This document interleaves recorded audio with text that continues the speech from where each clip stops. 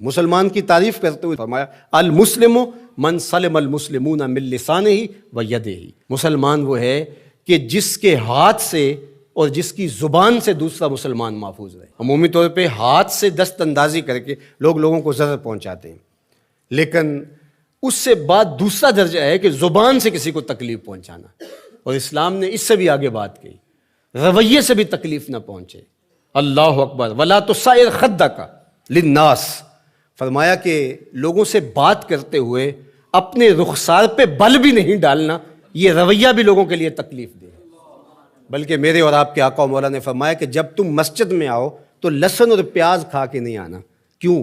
اس لیے کہ لہسن اور پیاز کی جو بدبو ہوتی ہے اس سے تمہارے پاس کھڑے ہوئے نمازی کو تکلیف ہوگی۔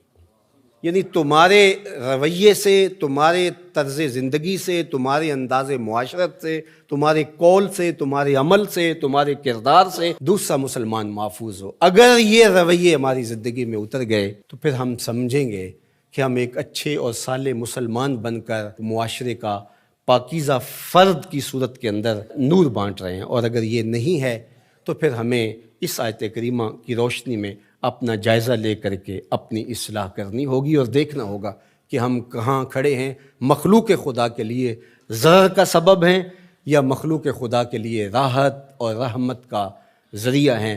اللہ مجھے آپ کو اپنی رحمتوں اور کرم نوازیوں کا نور نصیب فرمائے۔